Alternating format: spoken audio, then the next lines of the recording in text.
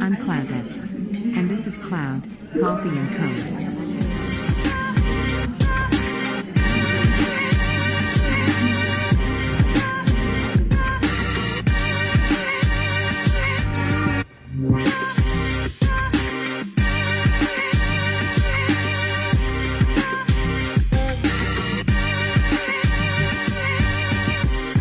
Hey everybody, and welcome to the Innovare podcast. I am Roy Edwards, and this week we have a special guest in. His name is Dwight Heck. He started his career living paycheck to paycheck, as many of us do. He was a single dad of 5 children. Dwight started his career in the IT industry, but later took it upon himself to learn the ins and outs of financials after he realized he didn't understand how money worked or the basics of budgeting. Sounds a lot like me.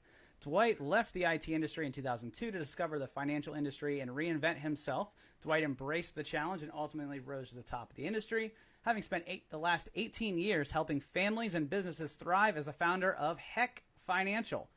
He is quoted as having saying, "You should live life on purpose and not by accident." I love that quote. Welcome in, Dwight Heck. Hey, man, how are you? I'm doing unbelievable, brother. How are you? I'm doing great. First off, I love that quote, living life on purpose and not on accident. It seems like a simple thing, right? It seems like, of course, why wouldn't you live life on purpose, right? But can you dive into that a little bit for me? What is exactly living life on purpose and not by accident? What does that mean? Well, for me, it means, we go to work, go home, get paid. We're educated that way to go get a job just over broke. And it's like living on a hamster wheel. We're on autopilot, and we really aren't living life on purpose. We're living it by accident. We are never trained how to understand the rules of the money game. We're never trained how to save for our future. We're never really trained about anything to do with living life on purpose. Even our own mental health falls into place when it comes to living life on purpose. So yeah, for me, living life on purpose, not by accident, is having the ability to not live at the beat of other people's drum, understanding what you need to do to make yourself whole, mind, body, and soul, right? Yeah. And so that's a mental change. Would you agree? Yes. Absolutely. We're not born with that. That's a mental change. And so to make that mental change, what are some of the resources that you turn to invent that living life on purpose, or that you might suggest to somebody else of how they might be able to live life on purpose? Well, back in, I'd say about 1993, and I'm going to date myself a little bit, I got involved with a group of business mentors that started feeding me cassette tapes and books to read. So I used to listen to cassette tapes by a famous person by the name of Les Brown. Les Brown is somebody that I have literally worshiped, not in the sense of fanning over him, but worshiped what he's taught. So I used to listen to his cassette tapes, and then I'd also, read books. How to Win Friends and Influence People was a book that I'd still recommend to people today. The Magic of Thinking Big, 7 Habits of Highly Effective People. So how did I pivot and change? Well, it was my associations, and I wrote a little note down here. Associations too aren't just about what we listen to, it's about the associations of who we hang out with. So I wouldn't have gotten to that point of following and listening to great people and reading good books if I wouldn't have pivoted and changed the associations of people I hang out with. Like people say, you are what you are, and who you are is the 5 people that are closest to you in your life. And I had to learn that I had to change my associations, and I started distancing myself from people that weren't feeding me what I needed, what I felt made me feel better. And I'd think when I left people, I'd think to myself, do I really want to see that person again? Am I excited to see them again? Or do I feel dirty and need a shower after I see them, right? So that's what I basically did. I had to change my associations, and that started with people, and then association with what I was watching and listening to, right? Yeah. That's a hard thing to do. Is sometimes you've known people for so long, they've become close associates, close friends, but you're exactly right. To turn your life around or to change who you are, to evolve as a person or if you're an entrepreneur and you're listening to this, to become and go through that entrepreneurship journey, you're going to have to leave some people behind, and you don't have to be mean about it. You don't have to say, hey, get out, but maybe just invest your time into those resources. Some of the books you named are some of the books that I've read, and I love The Magic of Thinking Big. I think is an excellent book. I love that book. There's a ton of those resources out there that some of them are free even, and you can just surround yourself. I love that what you said, the 5 closest people to you, because they're going to have a major influence on the way that you think, the way that you act, who you become, where you go, what choices you make on a daily basis. So I love that. And so in the intro, I mentioned that you started in the IT industry, which I'm currently fighting that battle of the IT industry. It's sometimes a more pretty day than others. Anyone who's in the IT industry knows that you're the hero 1 second, and the next second you're the villain. It's a very stressful industry, and it can take a lot on your health. Stress is a big part of what I've battled with and dealt with, and there's I have Crohn's disease. That should be no secret to anybody out there. Everybody who knows me knows that I'm pretty vocal about that. And I quite literally started my own business in a hospital bed. And I know that having spoken with you and heard about your journey, you went through the IT industry and handled stress, and it ultimately led you to where you are today through that transition. So can you talk a little bit about your transition from the IT industry and to where you are today? Sure. Well, my whole life I've been a tenacious person. Some people call me a tenacious SOB. So when I got into the IT industry, it was literally, I graduated from electronics engineering in Canada here, and I was working for a company called Canadian Standards Association. And while I was working for them, I overheard the general manager saying they were having issues with their IT stuff and they couldn't get their mainframe stuff to work properly. And I volunteered to figure it out. And I ended up figuring it out. It took me about a week, and they gave me all their IT business. And from there on the side, I started getting more and more contracts, had to leave that electronics industry, got into computer consulting, and I started gaining more and more clients, had a retail store. The problem is like you said earlier, you please some people and you're a doormat for others. And it got to a point that in 2001, just around September 11th, I ended up contracting something called Bell's palsy, which is a paralysis of a nerve in your neck, which causes paralysis in your face, and you can't function. You literally, I was knocked onto my ass for about 3 months. And, the neurologist, doctor said, you need to change your industry. You need to do something differently. This is not good for you. All we're hearing is that you please a few people, but more people are pissed off at you.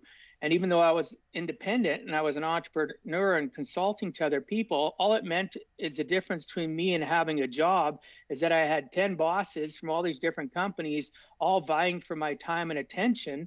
And it was really hard to please them. So shortly after I got better, beginning of 2002, so 18 years ago, I had a friend reach out to me and said, you know what? I know you've been having health issues, pardon me. I know you've been struggling. So, you're a tenacious SOB.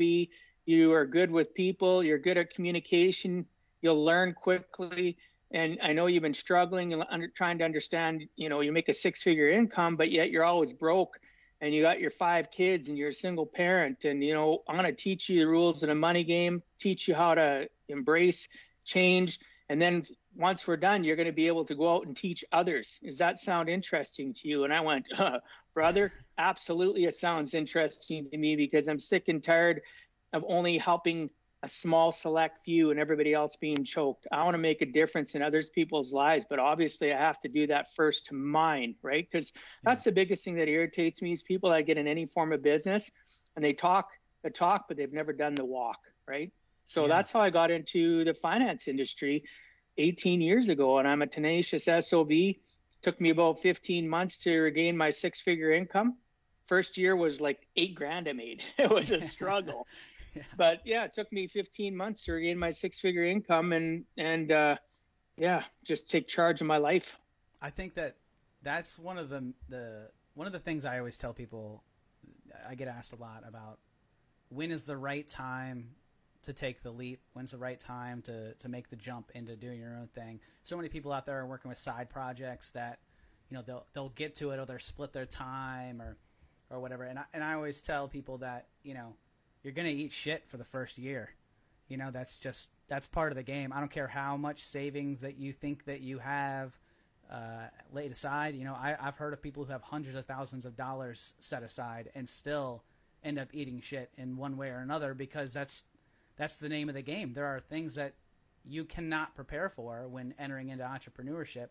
And so what you just said, right, where you made, what was it, $8,000? Is that what you said you made the first year? Yeah, a little over $8,000 in my first rolling year. I started in September of 2002, and the following year, September of 2003, I made $8,000 in commissions, because I was commissioned. I went from having guaranteed contractual money to being 100% commission. Right. And then you hit but you did it. You got back to where you were, right?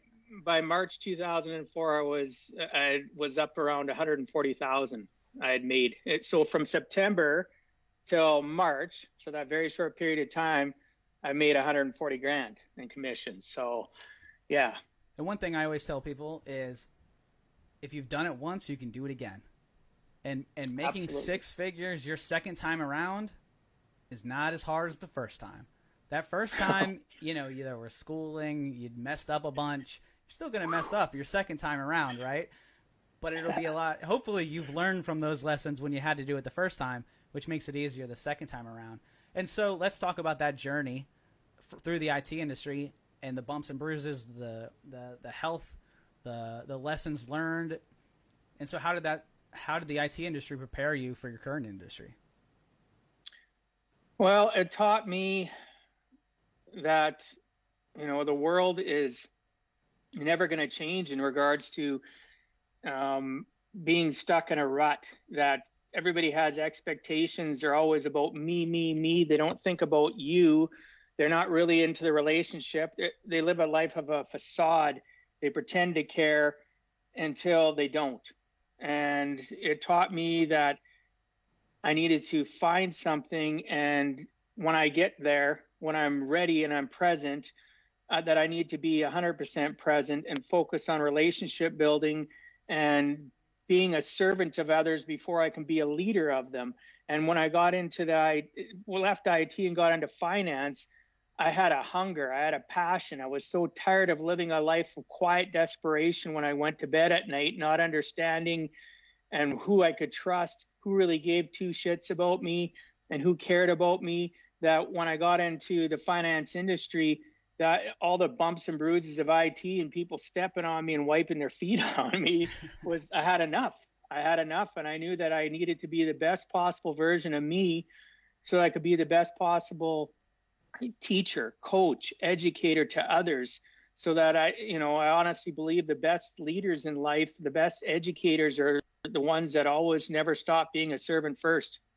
Yeah, I love that. Customer service is something that a lot of companies have kind of brushed aside recently. They've kind of pushed it away, and they think that if they have the best product, or if they're the cheapest, whatever it is, then they're going to make the lanes. They're going to make their way up, and they're going to succeed that way. When really it's customer first and customer driven is the only way that you're going to make it. If you step on people on their way to the top, someday, it might not be right away, but there will come a day when, if you've stepped on enough heads, they're going to pull you right back down, and you'll get yours.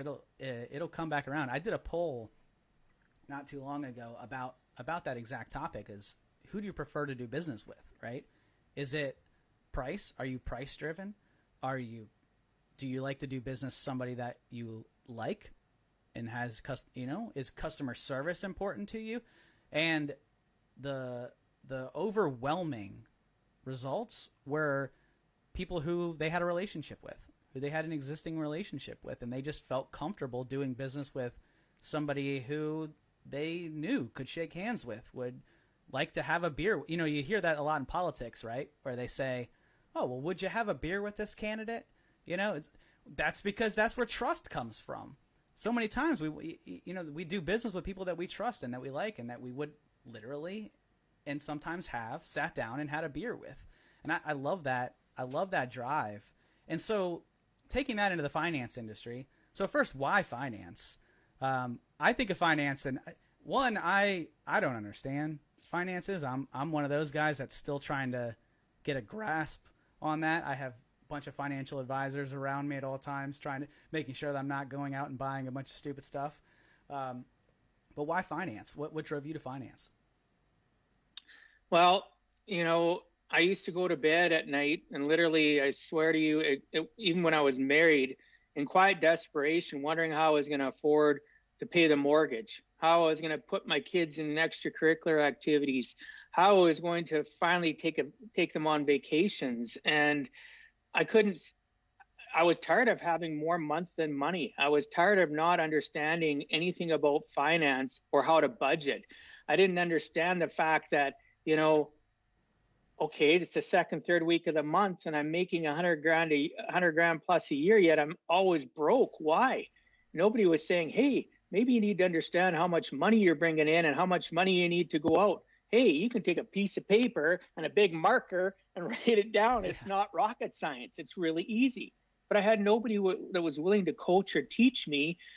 And when I wasn't specifically laying in bed going, geez, I need to get into finance. I didn't realize how broken I was. I didn't understand that I was living life by accident, not on purpose. And I think I'm a faith-bearing person, so hopefully this doesn't offend anybody. I'm a Christian. I believe God seen my pain. I believe he sent that person that contacted me that had been in the industry. And it's kind of funny. That was their 18th year when they contacted me and said, hey, you need to come into the finance industry. I think he was sent to me that it was divine intervention saying, you know what, this poor guy, single dad, 5 kids, tired of, seeing him suffer. And he's a good person. He's a good soul. He's always caring about other people. It's time that we find somebody that's going to care for him and direct him for the biggest thing that'll change his life. And that ended up being finance. And so let's focus on your family there, because this was something that I learned about you that I think is really cool. And it shows the benefits of entrepreneurship, right?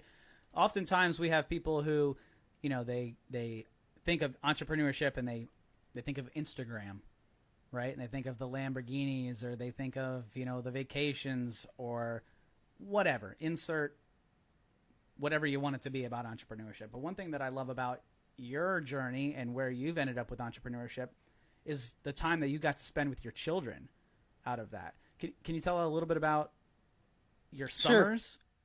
Sure. Yeah. I'll start off with saying, though, initially I had joint custody of my kids, and then I ended up getting full custody of them and became a full-time single parent. And the biggest thing that frustrated me is when I was in the consulting game before I got into the finance game, is all these people, that were suffering, including me, while their kids were off in the summer, and they were living for the 8 weekends they had in the summer, and they couldn't spend time with their kids. Fast forward to me getting into the into the finance industry. Now all of a sudden I controlled completely my time and what I could do. So I ended up, for over a decade, I took every summer off except for servicing my clients. Obviously, I'm not going to shirk my responsibilities because I have a responsibility to help those families when they need help. But I didn't do anything new in the summer. So once they got out of school at the end of June until beginning of September, I was fully present. I was the guy going to the park with them. I was the guy spending all their time with them, in the evenings and doing whatever, enjoying the outdoor life, watching movies, eating snacks, doing whatever. And I was totally everything that I didn't get when I was a child. And this has no knock on my parents. My dad was a very successful entrepreneur, but it required him from spring till fall to be tied up because he owned a farm equipment dealership. And I found myself slipping into that when I was in the IT industry, not present for my kids, being that workaholic. And the finance industry, being a true entrepreneur, meant that I could buy my time back. and I could spend that time with my kids, and I could be totally engaged, and I could be everything that I wanted from when I was growing up. And again, don't get me wrong, my dad and my mom were great parents. My dad was a very successful person. He provided for us. But what I really lacked and missed was the time. And I was given that opportunity once I got into finance to be present and not have to worry about go to work, go home, get paid, be that hamster on the wheel chasing my tail. I love that. And I love even more that you didn't go to, this wasn't on your original radar, right? We talked, you and I talked about this before, where a lot of people think that careers have to be this straight line where you're just a kid. Somebody asks you, what do you want to be when you get older? You know what you want. You go through, high school or college, and you get your degree, and you step into your career, and then poof, you're an ad man or whatever your journey was. But I love the journey of entrepreneurs, because it's never a straight line. It's always a zigzag. And I think that you've said it. I've said it a bunch. If you guys have listened to my other shows, that it's all about training and how much you put in and what you're willing to do to learn. And the fact that I love that you call it tenacity, because that's a perfect word for it, is that you have to be able to, in your spare moments, when you're not with your family, of course, that's because those are very important moments, but in your spare time, you need to be training. If you're up at 10 o'clock at night, instead of watching Netflix, why not open a book? Why not watch a training video? I love that reinvention that you did. And so how can other people make that same 180? What are some tips that you have for somebody trying to make that 180 in their career or switch careers? What I wrote down here, because when it was basically back to what we talked about before, what can they do to pivot? What can they do to do a 180? It's what you're saying. What are you putting into your brain when you have that free time? So if you're tied into a job and you're working at a job 9 to 5, you're trading your time for dollars. What are you doing with the time that you own from the moment that you get home? Even if you have kids and you spend, let's say you get home at 6 o'clock, 6 till 10, whatever. What are you doing from 10 till midnight, 10 till 2 in the morning? Are you feeding yourself information? Are you listening? Look at all the podcasts out there. We're in an age where I didn't have that 18 years ago, where you have the podcasts, you have YouTube. You can teach yourself pretty much anything if you're tenacious and you put your mind to it, and you start trading your free time and realize that that's an investment in your future. It's an investment that might be, like you were saying, 3-5 years out. Who knows how long it's going to be? But if you're not willing to take your free time instead of, and I'm not saying you shouldn't watch Netflix and that you shouldn't watch a movie or have a TV show you like, but are you scheduling some of that free time that you have in that 168-hour week? Are you scheduling any of that free time to increase your associations, to listen to positive, like read a book or listen to, I use Audible a lot. Are you listening to books? Are you plugging into associations of people that make you feel good? If you're talking to people and you feel crappy after you've talked to them, change your associations. That's the first thing you need to do. Find people that have already, maybe they're 6 days ahead of you, maybe 6 months, 6 years ahead of you. Ask them, what have you done to change your mindset? Ask questions. Don't be afraid. People are always afraid of rejection. If somebody rejects you, that's whatever. I love no's. Give me more no's, right? All it does is feed me to look for the yeses, right? So don't be afraid to ask questions, change your association, and start plugging stuff into your brains. You like Netflix? There's great documentaries on there. How about you go watch some of that stuff instead of watching some fictional romance novel show that it's not going to do crap for you? I totally agree. There's enough documentaries on there that, you can still get your fix. Because I'm the same way. I'm not going to sit here and pretend that I don't watch Netflix. I watch it. I watch Netflix. I watch The Office every night before I go to bed. That's part of my nighttime ritual, right? I watch dumb TV too. I tell my kids it's DTV, right? I watch it too. But I also make time to read. I read every day. I make a point to get at least 10 pages And I was somebody who hated reading. I never liked reading growing up, never liked reading in college, and then forced myself to read 10 pages. Someone told me, if you read 10 pages a day, just small steps, right? Baby steps, and eventually you'll become a reader. And I did that. I read 10 pages every single day of self-help, business books. You know, I probably read 20 books a year at this point. You know, little books. I'm still not a power reader, right? But you don't have to be. Are you reading any books right now? I listen to be honest with you, I read so much of my finance business that I use Audible. Right. So I digest a lot of things on Audible. I just finished listening like literally a day ago. I'll list the last two that I've listened to. Leader of the Pack by a guy by the name of Matt Sweetwood. Why did I listen to his book? Single dad, 5 kids, heard of him on another podcast, plugged into him. He knows I want to start my podcast by September. He reached out. I reached out to him. He reached out to me and said he wanted to be my first guest. Right? Very cool. Guy sold one of his companies for $100 million. I listened to his book. When I say read, I listen to it. Right. And prior to that, one of my mentors and close friends he's become a good friend of mine in the last, since about February. I've known of him for a couple of years, is Tony Watley. So I listened to his book and would highly recommend it to your listeners, your viewers. Side Hustle Millionaire. Yeah. So that's the one I finished a few weeks prior to this. So do I digest a lot of books?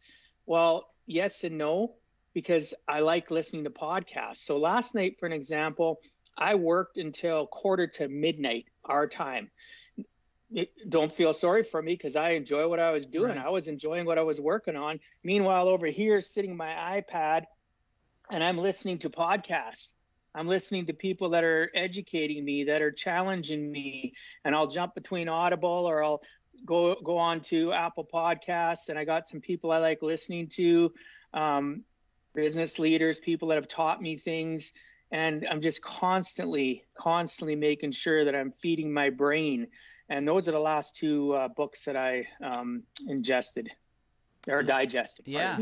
No, those are great books. And Audible is a great tool. I've definitely used Audible before. I love it.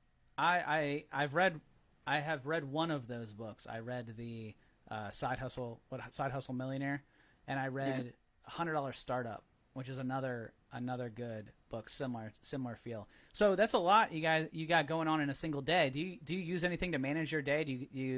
How do you set your day up? Do you use a calendar or a list? Well, and I'd be lying if I said I'm perfect at it. I've used stuff like a 168-hour calendar, and I've blocked out times. But then, you listen to people, and you can listen to 10 different successful people, and some people say that lists aren't good. Some people say scheduling like that isn't good. So I use a combination. I've started lately. I don't know if you know who Andy Frisella is. I do. Right, Andy. I've been following Andy for quite a few years. I'm actually part of the Arte Syndicate, and this is my 3rd year as part of Arte. And Andy's powerless. I poked at him, and now I've been more using them. I wouldn't say I'm effective 7 days a week, but I've started using power lists, which have helped. The 168-hour calendar that I used to use, I found that I felt so pigeonholed. And I understand people, like I follow Ed Milet too, and he believes in having many days where you follow so many different days and you have 3 different mini days in a day. And my suggestion to anybody that's listening is find what works for you. There's no cookie cutter way. What works for you, you need to figure it out. And guess what? It might not work forever for you. You might need to pivot. The 168-hour calendar used to work for me. It doesn't anymore. I'm finding the power list is more effective for me, but it might not be effective to you, right? Yeah. So that's basically, pivot. People are too scared to pivot because they're afraid. Fear, false evidence appearing real. The biggest thing and it still controls me some days. I'm not perfect. The day I stop, wanting to learn and changing you listen to Andy, one of his podcasts here recently, he talked about the fact that in the last 20 years, he's known people worth 10, 20, 30 million dollars that are broke now. Yeah. They became complacent. Yep. They arrived. They stopped striving to change and develop, and their companies shriveled up, or they sold their companies and got all this money and jet set it all over the world. And you know what I mean? We just have to constantly, I'm going to be a student of human behavior and a student of life the rest of my life. Because why? Because I choose to. And that's part of the success of being an entrepreneur. You have to make a decision. What do you want? What is your why? Yeah. And you have to be humble about it, right? You have to be humble enough to know that you don't know something. Exactly. 100%. The second that you think that you know whatever it is, oh, I know that industry, or I know that technology, or I know that business, or that, you're done. If you think that you know and you're the smartest guy, that's that long regurgitated saying, right? If you're the smartest guy in the room, you're in the wrong room. There's truth behind that, you know? Oh, 100%. That's it. You always need to be pushed. And you don't know what you don't know. And if you think that you know everything that's out there, you're leaving no door open for learning or progression. And to play off the name of the podcast, Navarre, you're leaving no room for innovation. You're going to keep doing the same thing, and eventually, you're right. If you're not going up, you're going down. And that's how you hear those stories about people who had it all and lost it. You can lose it just as fast as you get it. You got to keep pushing. I love that. All right, Dwight. So, how do people reach you? How would people get in contact with you? I'd say I'm on all social media platforms, but my new website went live as of yesterday. Go to my website. You can schedule to connect with me through that. There's links there for all my social media. It's www.giveaheck.com. Right. So Give a Heck Financial is I'm actually in the process of getting that trademarked because my last name's Heck. Right. So I'm changing my personal branding. That'd be the best way to reach out to me. But again, you can search for me on Facebook, Instagram. Just type in Dwight Heck. You'll find me. Yeah, you can reach out to me that way. But if you want to check out my website, go into my About section, you'll learn some stuff about me. You'll learn about what I do for people, because I'm pivoting my business so that I can help people around the whole world understand the rules of the money game. I might not be able to sell them the end product, but I can help them get to a point where they can go to anybody. It doesn't matter if they're a product seller. They'll be empowered to understand that they can live life on purpose, not by accident. Yeah, and financials are important, you know. I can honestly say that it doesn't matter what industry you're in as an entrepreneur. If you don't have the money right, then you're facing a pretty steep challenge there. So thank you, Dwight. I appreciate the time, man. And I'm a list guy too. I'm a power list guy. I tweaked it though. So we do our own. We call them bricks at Capital Presence. We call them bricks. And so we set your end goals. Those are your epics, your huge goals that are at the end of the year. Then you set your themes. Think of those as like quarterly goals. Then we have sprints. Those are your 2-week goals. And then we have your bricks. That's your power list that you were talking about, where we have. Wow, that sounds awesome. It's pretty fun, you know, and it keeps you on track, man, because you got to write them down. In an age of technology, you know, I have my little handy dandy notebook right here, right? In an age of technology where everything's on the computer, you know, I have my digital lists and stuff like that I share with people, but I still handwrite every single thing that I do. Every single thing that I'm going to do that day, I handwrite it down. And again, not for everybody. I know somebody wants to keep it on their phone so they can get their 12 notifications and Alexa can remind them and do whatever else they want. But I'm a guy who writes them down. So, well, pen to paper has been proven time and time again. You know, our brain is more receptive to things when we write them.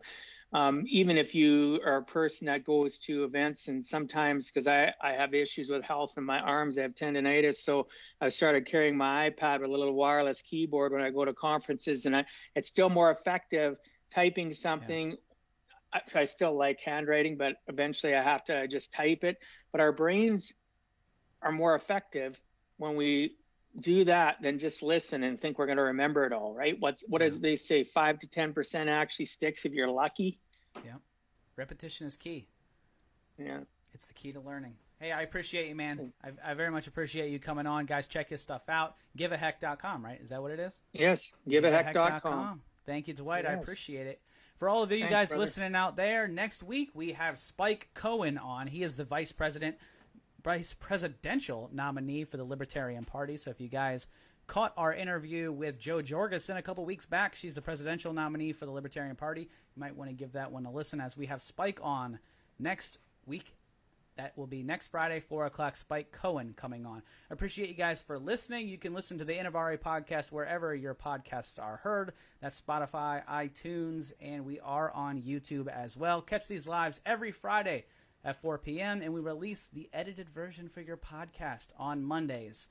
Thanks again for hanging out, and cheers. Until next time, guys.